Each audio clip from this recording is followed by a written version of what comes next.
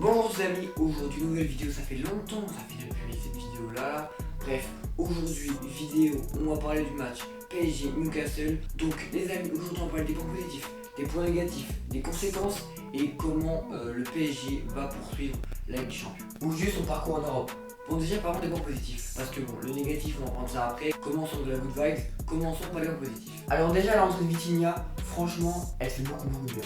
C'est pas la première fois que je donne des points positifs sur Vitinha. Vitinha, j'adore ce joueur. Je ne comprends toujours pas pourquoi il n'est pas titulaire. Pourquoi mettre Lee Kang-in? Pourquoi mettre Fabien Ruiz à sa place? Je suis désolé, mais Vitinha a la place de titulaire au PSG depuis bien longtemps. Son arrivée, du peps, de la vitesse, de la percussion, il a vraiment sauvé le match. Ses combinaisons avec Barcola, franchement, ça fait longtemps qu'il peut rester au PSG. Parce que oui, faut avouer que des joueurs comme ça, des milieux de terrain qui vont rentrer en surface comme ça, qui vont faire avancer la balle, qui vont faire évoluer le match, il n'y en a pas beaucoup, surtout le PSG. Parce que depuis la blessure de Zaïre Emery, bah Ugarte, ok, Lee Kang-in, il fait un mauvais match dans l'ensemble, Fabien Ruiz, bon, il est moyen, on va pas se mentir. Donc Vitinha, c'est le plan parfait. Franchement, Vitinha, titulaire directement. Moi, je veux que pour Dortmund, il soit titulaire. Et je pense qu'il va l'être parce que vu le nombre de cartons jaunes, il aura sa place de titulaire. Bref, Vitinha, s'il te plaît, Luis Enrique, je te regarde dans les yeux. Fais-lui confiance, mets-lui la place de titulaire. Je suis désolé, mais c'est un titulaire indiscutable. Bref, passons à un autre point positif. Le duo Dembélé-Hakimi. Alors franchement, c'est masterclass. La vision de jeu que ces deux joueurs ont. Oh là là, les 1-2, ça percute, ça avance. Hakimi qui a joué plus milieu de terrain que défenseur droit d'après mes souvenirs. Mais franchement, putain qu'il pourrait. Dembélé, ça fait longtemps qu'on l'avait pas vu faire un bon match, à part du coup, il a son dernier match, mais bon, il a pas eu un début de saison franchement phénoménal. Pour être dans l'ensemble, c'était plutôt dégueulasse, hein, on va pas se mentir que Dembélé nous fait un début de saison, voilà. Là, ça fait 2 matchs qui s'en sort plutôt bien. Là, juste, c'est comme toujours son manque de finition. Mais bon, c'est comblé par sa percussion, par ses centres qui sont un petit peu sous le côté, on va pas se mentir. Même si on a plein qui partent un peu dans tous les sens. Il y en a certains qui sont vraiment propres. Et puis ses combinaisons avec Hakimi. Parce que, ok, peut-être qu'il manque de finition. Ok. Bon, ça arrive, voilà, c'est quand même très grave pour un attaquant. Surtout de son nom et surtout dans le club où il joue. Mais bon, moi je trouve que sa percussion comble. Ses crochets au début me saoulaient un petit peu, mais là ils vont se dire quelque chose. Bon, peut-être qu'il a fait que cette fois-là, mais je pense que dans les autres matchs, il va être aussi hyper intéressant à regarder jouer. On sent une évolution. Et puis Hakimi, avec lui, il joue bien, quoi. J'aime bien, j'adore même. Je les vois, ils font des passes, tac, ça avance, après ça rejoue, après ça va un petit peu le terrain, après ça revient sur lui. Non, franchement, c'est incroyable. Au point positif, Mbappé. Bon, Mbappé, je parle que du penalty, parce que le reste c'était dégueulasse. Moi je parle juste de son penalty. Et il faut avouer que je pense que Mbappé est le meilleur tireur de penalty du monde actuellement. Oui, c'est vrai que franchement, putain, il en loupe pas une quoi. J'avoue que depuis qu'il a loupé son penalty contre la Suisse, je n'ai pas vu louper un penalty. C'est dur à vu une ou deux fois je pense, mais j'en ai jamais vu un moi. C'est fabuleux, franchement, en plus tu vois il a dû apprendre des meilleurs, même s'il n'y avait pas les meilleures ambiances, il a dû regarder des Messi, regarder Neymar à l'entraînement, et je pense qu'il a dû taffer ça de malade. Ce fou, il les met tous, que ce soit en équipe de France ou au PSG, il les met tous. Et il a pas la pression ce fou, il a pas de pression, c'est un truc de fou. On l'a vu à la finale de la Coupe du Monde, franchement, putain, il en met 2. Oui, je crois, oui, il en met, oui, je crois. Il en met bien 2. C'est un ouf. Oula, attends. Ouais, bref. Il en met en finale de Coupe du Monde. C'est un baiser sur ça. C'est un baiser. Avec la pression et tout. Vu le match que son équipe faisait, c'était dégueulasse. Là, il arrive, il en met 2. Là, c'était la plus grande pression. S'il marquait pas et qu'il y avait 1-0 pour Newcastle, c'était finito pour PSG. Et là, 98e minute, c'est un malade. Il ne met aucune pression. Il tire pas Minas, il tire pas mine, elle est dedans tout le temps. Au nom, carrément quand je sais qu'il y a penalty, je sais qu'elle est dedans. Mais bon, doucement, Mbappé je retiens que ça, le reste, j'ai pas oublié le reste, ok. Ça va arriver là, bref. Autre point positif, c'est la bonne percussion. Que ce soit Barcola, que ce soit Dembélé, Hakimi, comme je l'ai parlé tout à l'heure, Vitinha, même des Fabien Ruiz, je kiffe la façon où ça rentre dans la surface. Ça avance, ça percute, j'aime beaucoup. Et d'ailleurs, même en l'absence de Zaïre Emery, ça fait quand même le taf. Faut avouer qu'il n'y a plus beaucoup d'équipes qui font ce genre de choses, tu vois. Avec surtout une défense énorme comme Newcastle le fait. Franchement, Newcastle, c'est vraiment une défense avec des gros patrons au milieu, des gros rugbyman au milieu, tu vois. C'est très compliqué de passer, c'est vraiment un mur. Tu vois, ils ont mis leur premier but, après ils étaient là, collés en ligne, mec c'était impossible de passer, et ils sont passés à plusieurs reprises. Malheureusement, manque de finition à chaque fois, mais putain de merde. Oh là là, il arrive à passer entre les mecs du filet, faire des petites passes, sortir un petit peu, petit crochet, petit truc et tout. Non, franchement, faut respecter les passes. Non, elles sont vraiment magnifiques. Non, franchement, là, faut donner un petit point positif. Franchement, la percussion, j'adore. Autre point positif, Fabien Ruiz. Alors, j'en ai marre des critiques. J'en ai marre des critiques sur lui. Oui, Fabien Ruiz, il pue la merde. Ok, juste parce qu'il a une sale gueule. Bon, ça c'est personnellement, franchement, il a une sale gueule. Mais ça va, ouais, j'ai arrêté de le critiquer. On dirait qu'il a tué Vodaron. Oh non, il fait un bon match. Fabien Ruiz fait un bon match. Je t'ai le dire, mais Fabien Ruiz c'est un putain de match. Il a réussi à tenir tout le match. Il nous fait un match de baiser. Bon, mais de baiser, j'abuse un petit peu, mais bon, il reste constant. Il fait pas de boulette. Non, franchement, faut arrêter de lui mettre le couteau sous la gorge. En disant ouais, non. Il a pas sa place de titulaire. Peut-être pas, faut pas abuser. Je pense que Vitinha a clairement plus sa place. Mais en bon remplaçant, il est super bon. Il est super bon, il fait vraiment, je pense que le mot c'est faire le taf. Il fait le taf. Mais c'est vrai que dès qu'il joue dans petit contrôle, ça va directement l'incendier, tu vois. Alors que non, c'est bon, doucement. Vu le match qui nous sort, bon, faut le respecter un petit peu. Bref. Bon, passons au point négatif. Donc bon, le point négatif, voilà, les quelques personnes qui ont fait des matchs de merde. Donnarumma, hein. Oui, Donnarumma, oui, je parle de lui. Oui, t'es ouf.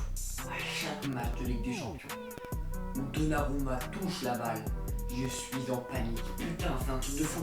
Depuis sa boulette avec Karim Benzema, j'en peux plus, j'en fais des cauchemars. Dès qu'il touche la balle, je me dis non, s'il te plaît, fais pas de la merde. Même quand il fait un arrêt, je suis pas serein. Et là, ils m'ont fait une boulette. Putain, mais Dodo, ouais. Donnarumma, tu nous fais de la merde. Pourtant, j'ai trouvé serein, je trouvais franchement incroyable dans son début de saison. Je le kiffais, je me disais, ah là, c'est bon, enfin, il commence à prendre ses marques. Et putain, mais bon, après ça arrive. Chaque gardien fait des erreurs, ça arrive. Mais bon, là, t'arrives à un haut niveau. T'arrives dans le PSG.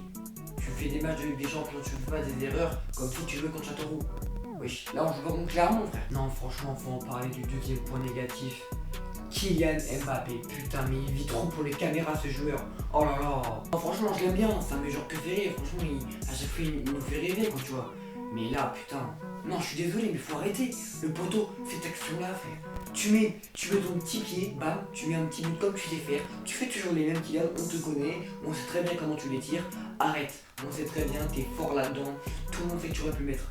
Pourquoi tu veux jouer le Gringo, frère? Pourquoi tu veux jouer le Brésilien là? Puis nous, Ronaldinho, il nous fait. Oh, qu'est-ce qu'il nous fait, frère? Arrête ça! Pourquoi tu veux vraiment avoir une compilation YouTube? Pourquoi tu veux avoir le Puskas? Va te faire, oui, vraiment, va te faire enculer. Et il a retourné acrobatique, tu prends la vie. Pourquoi il n'y avait pas de goal? Tu contrôles poitrine, tu mets une patate. Wesh! Pourquoi tu me fais acrobatique, Kylian? Arrête ça, franchement, arrête ça. Ça sert à rien. Ça sert à rien, c'est juste pour prouver. Arrête! Là en ce moment, j'ai vu le match du Real Madrid hier. Mais putain, mais arrêtez de vouloir tous faire des contrôles acrobatiques. Depuis Garnacho l'a mis, wesh, tout le monde bande. Tout le monde va avoir son trophée, tout le monde veut briller, tout le monde va avoir son nom. Wesh, doucement non. Putain, c'est une dinguerie de faire ça. Le poteau, il voulait trop mettre des buts iconiques. Mais un but comme tout, quand tu sais faire. Alors son acrobatique, c'était un moment décisif. Il y avait 1-0, tu aurais pu être relégué. Qu'est-ce que tu fais? Tu dis non, vas-y, je vais prouver. Arrête. Contrôle de poitrine, frappe. Comme tu sais faire, t'es un grand joueur, t'es un top européen, peut-être même le meilleur européen. Pourquoi tu fais ça? Bref, on va arrêter de parler de lui parce qu'il m'énerve. On va parler de la finition globale parce que j'ai pas envie de tirer sur Barcola, pas envie de tirer sur Dembélé, pas envie de tirer sur Mbappé. On va être global, ok? Putain, comment c'est fou d'avoir une percussion pareille, d'avoir des dribbles pareils, c'est vraiment une des équipes qui rentre le mieux à les surfaces. Mais pourquoi vous savez pas mettre un but, putain? Pourquoi vous ne savez pas viser les filets? Il vous faut dans votre équipe, il vous faut un Haaland, il vous faut un Bellingham, il vous faut un mec qui met un but, n'importe où il va mettre le but. C'est un truc de foot de pas savoir mettre un but. Wesh, on n'a que des ish, mais jamais ça met un but, frère. Je les vois à chaque fois, je me dis, c'est bon, bah là, c'est impossible. Cette action-là, je suis désolé, mais tout le monde se dit, vas-y, y'a but. Y'a pas but, comment c'est possible, frère? Même il y a plusieurs fois, j'étais là, hop, je crie, je me dis, j'avais fermé les yeux, je me dis, j'ai ouvert les yeux, elle est au-dessus. Non, frère, j'avais célébré avant. Non, la finition, vraiment j'en ai marre d'avoir une équipe qui est censée être dans les tops européens, les top clubs européens et qui a une finition de district. Je suis désolé, mais moi, il y a une équipe au de chez moi, c'est Toroni d'Anjou, c'est de WAM, les mêmes finitions, frère. Bon, après, ils ont eu un très bon gardien. Non, franchement, les gardiens nous fait oh là là, magnifique. Mais là, quand même, putain, quand même. Dernier point négatif, Lee Kangin. Ou Kangin, je sais pas comment vous prononcez, mais bon. Je vais pas non plus, c'est pas non plus désastreux, non. J'avoue, j'ai forcé, j'ai fait une tête de mode mais c'est pas non plus si dégueulasse que ça. Franchement, à part des passes dégueulasses, hein, sinon ça va. En vrai, ça va. J'aime bien comment il joue, j'aime bien le joueur, il était pas son match, je pense. Après, c'est vrai que c'est un des seuls grands matchs qu'il fait, donc on va pas non plus lui jeter la pierre directe. Là, il est en titulaire parce que Wesley n'est pas là, il est titulaire, il tente. Bon, c'était pas fou, hein, les passes, j'en ai eu trop là, il fait des passes en avant et tout, il croit qu'il joue contre Clermont, il croit qu'il joue contre Nantes, il croit qu'il joue contre Lyon. Faut arrêter. Là, mon gars, tu joues contre Newcastle en Ligue des Champions, d'accord, mon gars? Faut juste le remettre les idées, mais bon, je vais pas non plus le taper dessus parce que bon, ça c'est pas un match dégueulasse non plus. Bref. Mais bon, après, c'est aussi la faute de Luis Enrique. Enfin, voilà, après, c'est comme ça. Luis Enrique, il a pas voulu sortir, je sais pas pourquoi, moi je l'ai sorti direct et mis Asensio directement. Asensio est rentré après. Asensio, les amis, j'en avais parlé dans cette vidéo là. Faites-le jouer, putain de merde. Ça se voit qu'il attend que ça. Je suis désolé. Mais lui, il a l'habitude des champions. Tu le fais rentrer à la 70e minute, il en met deux. Rappelez-vous avec le Real Madrid, il rentrait toujours 60e, 70e, il mettait un ou deux buts. Ça fou, ça malade. À chaque fois, tu le voyais rentrer, tu dis bon bah, vas-y, Rodrigo il sort, hop, on met Asensio. Et Asensio nous pliait des buts à chaque fois. Il a une finition de fou. Il a l'habitude des grands matchs. Vous avez vu son centre? Putain, un des premiers ballons qui touche, il nous fait directement un centre magnifique. Bon, après c'était Barcola ou je sais plus qui était à la réception. Bref, c'est pas ça la question. Mais le centre était magnifique. Il a l'habitude des grands matchs. Faites-le plus jouer, merde. Je dis pas de faire jouer 90 minutes, je dis pas de faire jouer titulaire, parce que des mêlées, franchement, j'aime beaucoup son évolution. Mais au moins, je suis désolé, le faire jouer 20-30 minutes, à peu près un match sur deux, tu vois. Même des fois, quand tu fais des petits matchs, tu le mets en titulaire, il a... Wesh. Non, mais il a clairement sa place. En plus, oh là là, ils l'ont fait jouer un nombre un peu compliqué parce que là, c'était full offensif pour marquer le dernier but. Mais bon, il a sa place. Asensio a sa place. Asensio est un bon joueur, un très bon joueur même. J'adore ce joueur. J'adore. Lui, tu vois, c'est le contraire du reste. Tu vois, eux, ils vont percuter. Ok, c'est marrant. Mais lui, il a la finition. Lui, il se chie pas dessus dans le but.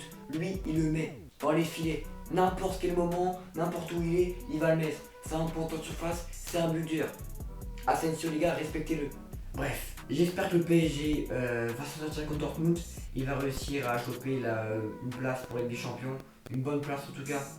J'ai confiance en eux. Bref, sur ce, c'est la fin de cette vidéo. Dites-moi votre avis en commentaire. Dites-moi si vous n'êtes pas d'accord avec ce que je dis. Dites-moi si vous êtes d'accord avec ce que je dis. Si vous avez d'autres trucs à dire. Bref, j'ai pas beaucoup parlé de Barcola parce que j'ai la flemme de le tailler et tout. Il est jeune et tout. Franchement, ça sert à rien. Bref, sur ce, je vous fais un gros bisou. Abonnez-vous, likez, commentez, partagez.